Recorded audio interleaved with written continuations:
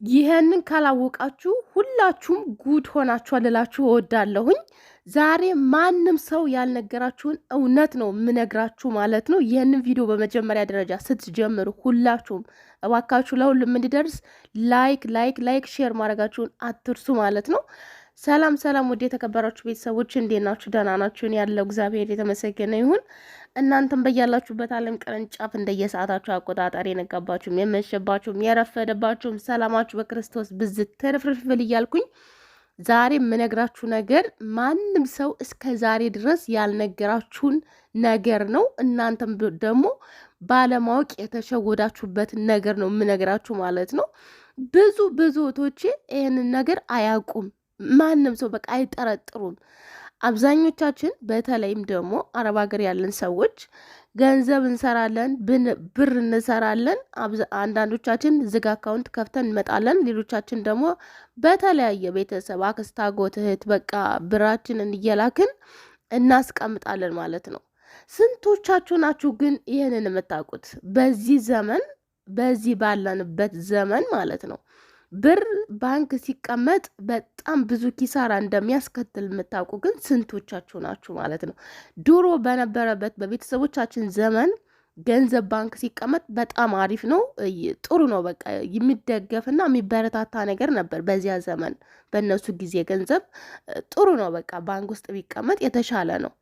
በዚህ ዘመን ግን ባንክ ውስጥ ብር ማስቀመጥ 10 ዓመት 15 ዓመት 7 ዓመት 8 ዓመት እንደዚሁም 4 ዓመት 2 ዓመት ባንካችሁን እየዘጋችሁ በዝግ አካውንት ገንዘብ የምታስቀምጡ እንደዚሁም ደግሞ በቤተሰቦቻችሁ ያው በምትወዷቸው በምታምኗቸው ሰዎች ገንዘብ የምታስቀምጡ ሰዎች እነሱም ደግሞ ምንም ሳይመክሯችሁ ጸጥ ብለው እናንተም ብር እየላካችሁ ብራችሁን በባንክ ቁጭ እያረጋችሁ ስንቶቻችሁ ትሆኑ ክስር ያላችሁት? እኔ ልክሰር እኔ ታውቃላችሁ።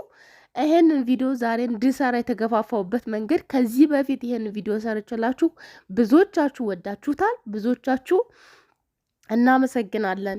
እኛም ከዚህ በኋላ የሆነ ነገር እንገዛበታለን፣ ወይ ቦታ እገዛለሁ ወይ እንደዚህ አደርጋለሁ እያላችሁ ብዙዎች ነበራችሁ። ሌላም እንደዚሁም ኮመንት ላይ እንደውም አገራችን ብር ከመላክ እዚሁ ብናስቀምጠው እስከ ዛሬ እንደውም የላክነውን ራሱ ወዳለንበት ሀገር ተመልሶ ቢቀመጥ እስከ ማለት ድረስ ደርሳችኋል። ብዙዎቻችሁ ቁጭት ተሰምቷችኋል። እኔም በዚያ ቪዲዮ ላይ እንግዲህ ያልኩትን ነገር ብያቸዋለሁ። ዛሬ ይህን ቪዲዮ ልሰራበት የተገደድኩበት ነገር ምንድን ነው? አንዲት እህቴ ጋር ሄጄ ነበር ትላንትና በእንግድነት ማለት ነው። እዚህ ሀገር ከመጣች በአጠቃላይ ወደ 9 ዓመቷ ነው። ገንዘብ ትሰራለች። እስካሁን ድረስ ምንም የገዛችው ነገር የለም። ብሯን በአጠቃላይ ባንክ ውስጥ ነው የምታስቀምጠው ማለት ነው። የተወሰነ ለቤተሰብ ትሰጣለች ማለት ለታናናሾቿ እንደዚህ አድርጉ የተወሰነ ነገር ታደርጋለች። ከዚያ በተረፈውን በእህቷ አካውንት ነው የሚቀመጠው ገንዘቧ ማለት ነው። እና በጣም ነው የተቃጠልኩት፣ በጣም ነው የተንገበገብኩት። የተሰማኝን ነገር ልነግራቸው አልችልም። ልጅቷ ኦልሬዲ ብዙ ጊዜ እንደዚህ እናወራለን። በዚህ ጉዳይ ግን አውርተን አናውቅም። ምክንያቱም ብስል ያለች ስለሆነች ከኔ በላይ ታውቃለች፣ ከኔ በላይ እውቀት አላት። ከኔ ምንም ነገር የምፈልግም አልመሰለኝም። በዚህ ጉዳይ አንወያይም። በቃ የሆነ ነገር እናወራለን። ቃል እንደው ምን በላሽ ምን ጠጣሽ ሳይቀር እናወራለን። ሌላውን ትታችሁት ማለት ነው። ግን በዚህ ጉዳይ አውርተን አናውቅም። ትላንትና ግን በቃ በነገሮች ወደዚህ ጉዳይ ገብተን ስናወራ በጣም የተናደርኩት በቃ የተሰማኝን ነገር እንዴት እንደዚህ አታረጊም? እንዴት እስካሁን ድረስ እንደዚህ አላደረግሽም? ማለት ይሄን ሁሉ አመት እየሰራች ገንዘብ እየተቀመጠ ምንም ይሁን ምን የትኛውን ቦታ ይሁን የትኛውን ሀገር ይሁን በዚህ ሰዓት መሬት መግዛትን የመሰለ ነገር የለም። ውድ ቤተሰቦቼ መሬት ግዙ። በጣም ብዙ ሰዎች ይመክራሉ። ብዙዎቻችን ግን ገንዘባችንን ይዘን ቁጭ ብንል የተሻለ ይመስለናል ማለት ነው። ግን እባካችሁ አትሸወዱ። በእውነት አትሸወዱ። እኔ አሁን እሷን ቁጭ ብዬ ሳውራት ምንድን ያለችኝ ሁነኛ ሰው የለም፣ ይህንን የሚያደርግ ሰው የለም። እንዲህ ገንዘቧን ሁነኛ ሰው አለ ብላ አይደል አስተላልፋ እየሰጠች ያለችው። ነገር ግን እሷ ያወራች ነገር እንደዛ ነው። ሁነኛ ሰው የለም ብላ ነው እሷ ያወራችኝ። አፏ የሚያወራው ሌላ፣ ልቧ የሚያወራው ሌላ ነው። እኔ ግን የታየ ነገር እኔ ባነበብኩት አንድ ሰው ያወራውን ብቻ አልቀበልም። ምንድን ነው ልቡ ውስጥ ያለውን ብዬ መገምገም እችላለሁ። በአይኑ በተለያዩ ነገሮች የሰውን አስተሳሰብ መውሰድ እችላለሁኝ። እና እንደተረዳሁት ከሆነ አምና ይህንን ነገር አድርጉልኝ ሳይሆን ገንዘቡ በቃ እሷ ሄዳ እስካላደረገችው ድረስ በቃ የመተማመን በጣም ትልቅ ችግር እንዳለ ተረድቻለሁ። እውነት ነው። በዚህ ዘመን እንዴት ሰው ይታመናል? በጣም ከባድ ነው። የምንወዳቸው የምናከብራቸው አይደለም ወዳጅ ዘመድ ቤተሰብ በሚከዳበት ዘመን በዚህ ዘመን ሰው ማመን ከባድ ነው። ቢሆንም ግን መተማመን አለብን ብዬ አስባለሁ። ሰውን ማመን አለብን ብዬ አስባለሁኝ። አንድ ሰው ሌባ ስለሆነ፣ አንድ ሰው ድሩዬ ስለሆነ፣ አንድ ሰው ቀማኛ ስለሆነ ሁሉም ሰው ተመሳሳይ አይደለም። ሁሉም አክስት አጎቶቼ ተመሳሳይ አይደሉም። የኔ ሁሉም ሰው እህት ወንድሞቼ ተመሳሳይ አይደሉም። ሁሉም ሰው የየራሱ ገጸ ባህሪ ያለው ለራሱ ለስሙ ራሱ ብሎ የሚታመን ሰው አለና እኔ የተሰማኝ ቁጭቴን እንዴት ብዬ ልገልጽላችሁ እንደምችል አላውቅም። አንደኛ ስራ በጣም በዛባት እንደዚህ የሆነች ግን የምሰራው ገንዘብ ነገ ጠዋት ደግሞ እንደዚሁ ምንም እየሰራ አይደለም፣ እየወደቀ ነው ያለው። እንደው በቃ ምን ብዬ ላስረዳችሁ፣ በጣም ነው የተሰማኝ ከምነግራችሁ በላይ እና ይህን ቪዲዮ ሰርቼ ምናልባት አንድ ሰው ሰምቶ ሁለት ሰው ሰምቶ ቢለወጥበት ቢጠቀምበት ብዬ ነው ዛሬ ይህን ቪዲዮ የሰራሁትና ቤተሰቦች በዚህ ጅህቴ አምሳያ ያላችሁ ልክ እንደሷ ተመሳሳይ ድርጊት የምታደርጉ ሰዎች እየተበደላችሁ እንደሆነ እየተጎዳችሁ እንደሆነ ማንም ሰው ካልነገራችሁ እኔ እነግራችኋለሁ ታችሁ። ምክንያቱም ምን የእናንተን ድካም አውቃለሁ፣ ልፋታችሁን አውቃለሁ። ጠዋት እንቅልፋችሁ ሳያልቅ አላርም ጮህባችሁ ለትንሽ ለትልቁ ከፍ ዝቅ ብላችሁ ስንትና ስንት መስዋዕት አድርጋችሁ፣ በተለይ ደግሞ የገጠር ልጆች ስትሆኑ አረሁ ገደሉ ነጨው ዝንጀሮ ይናፍቃል። ብዙ ነገሩ ባቄላው፣ ሽምብራው፣ እሸቱ ብዙ የሚናፍቅ ነገር አለውና እንደ ማንኛውም ሰው ከከተማ ብድግ ብሎ እንደመጣችሁ አይደላችሁም። እናንተ ትለያላችሁ። ብዙ ነገር ነው የሚናፍቃችሁ። ይሄን ሁሉ ነገር መስዋዕት አድርጋችሁ መታችሁ ግን አረብ ሀገር ላይ እድሜያችሁን እየጨረሳችሁ ገንዘባችሁ ደግሞ ሁነኛ ቦታ ሳታስቀምጡ ዝም ብላችሁ እየተዝረከረካችሁ ለምንድን ነው አረብ ሀገር ያለን ሰዎች አብዛኞቻችን ማንለወጠው? ብር እንሰራለን፣ የት እንደምናረገው አናውቅም። ሰው ግን ብልጥ ሰው የት እንደሚያደርገው ያውቃል። ገንዘቡን ቶሎ ቶሎ ጠርቀም አድርጎ ምን እንደሚገዛ ጠንቅቆ ያውቃል ብልጥ ሰው። ለዚያ ነው ቶሎ የሚለወጠው። ብዙ ሰው አይለወጥም። በጣም ጥቂት ሰው ነው አረብ ሀገር ያለ ሰው የሚለወጠው። ግን ከሰው በላይ ነው የምንሰራው፣ ከሰው በላይ ነው የምንደክመው። ያማረንን ነገር አናደርግም። ብዙ ነገር እንፈልጋለን። ፍላጎታችንን ገትተን አምሮታችንን አስቀርተን ነው ገንዘባችንን የምናጠራቅመው። እንደዚያ ሆኖ ግን አንጠቀምበትም። እውቀት የለንም። ለሰው እንሰጣለን፣ ለሰው እናባክናለን። ያም ሰው አይጠቀምበትም፣ እኛም አንጠቀምበትም። ያም አይለወጥበትም፣ እኛም አንለወጥበትም። በመጨረሻ ይሄን ያህል ገንዘብ ሰጠሁ ስትይው አልሰጠሽኝም፣ ምን አረግሽልኝ፣ መጣላት፣ መጨቃጨቅ ብዙ ነገር ነው። ትርፉ መዘዝ ነው። የአረብ ሀገር ብር በነገራችን ላይ ነገርና መዘዝ ነው የሚያመጣው። ስንቶቻችሁ ናቸው የተማዘዛችሁ? ፈጣሪ ወቀው። እርግጠኛ ነኝ በጣም ብዙዎቻችሁ ከምትወዷቸው ሰዎች ተጣልታችኋል፣ በገንዘብ ምክንያት ማለት ነው። ትሰጣላችሁ። ያ መስጠት ስታቆሙ ለምንድን ነው ማሰጡኝ? በስተመጨረሻ መስጠት ያቆማችሁ ጊዜ ጸብ ነው ቤት ውስጥ የሚፈጠረውና እወቁበት፣ የእውነት እወቁበት። መጀመሪያ እራሳችሁን ቻሉ። ለራሳችሁ ገንዘባችሁን የት እንደምታደርጉ እወቁ። በዚህ ዘመን ገንዘብ በባንክ እያደረጋችሁ ከምታስቀምጡ አሁን እምላችኋለሁኝ አስተማመኝ አይደለም። አላችሁበት ቦታ አስቀምጡ አላችሁ። ሰው ነን። አሁን እንደዚህ እያወራው ነው። ከደቂቃዎች በኋላ በእኔ ቤት ምን እንደሚፈጠር አላውቅም፣ ምን እንደምሆን አላውቅም። እኔ ሰው ነኝ።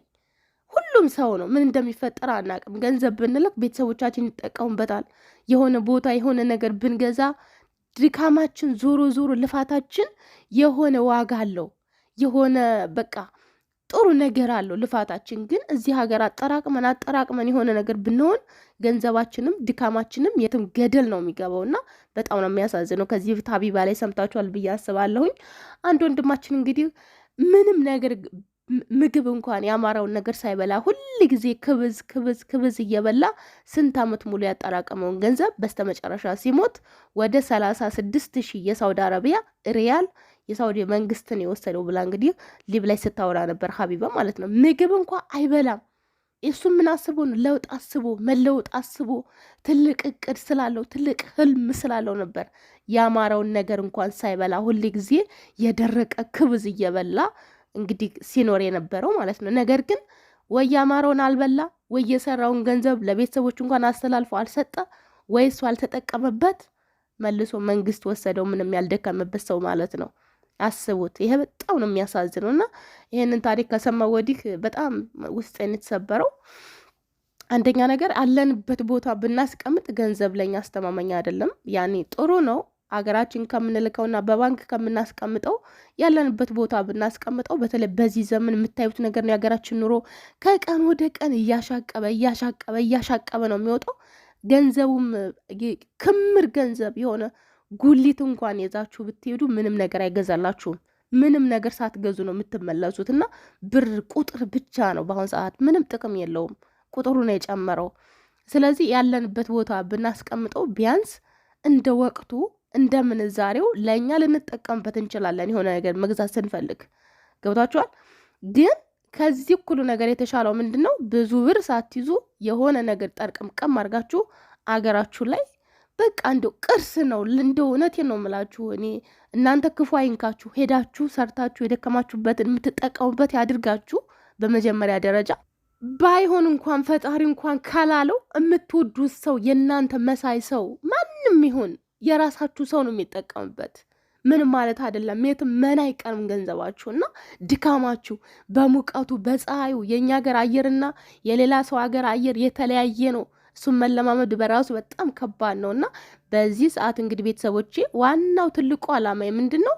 እባካችሁ ድካም ብቻ ትርጉም የለውም።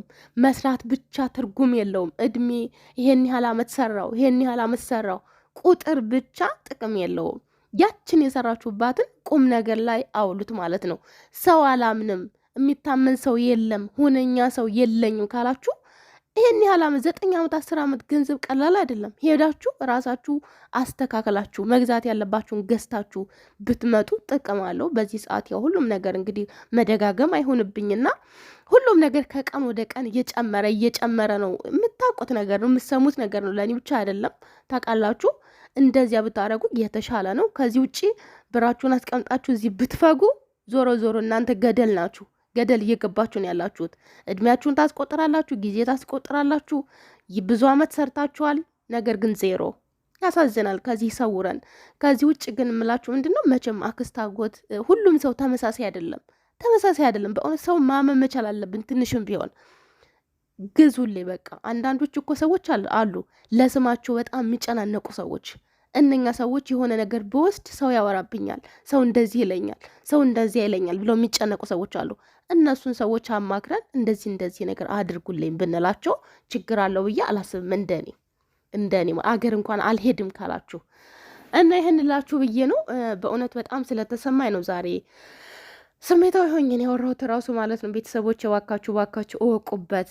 እኔም በጣም እየተቃጠልኩ ነው ያለሁት፣ በጣም እየተንገበገብኩ ነው ያለሁት። እንደዚህ እየደከማችሁ ድካማችሁን በዜሮ ስታባዙት ውስጤ ቅጥል እያለ ነው ያለው በእውነት። ምክንያቱም ድካሙን አውቀዋለሁ። እርግጠኛ ነኝ ብዙ የሚያጓጓችሁ ነገር አለ። መቼ ነው የምንሄደው?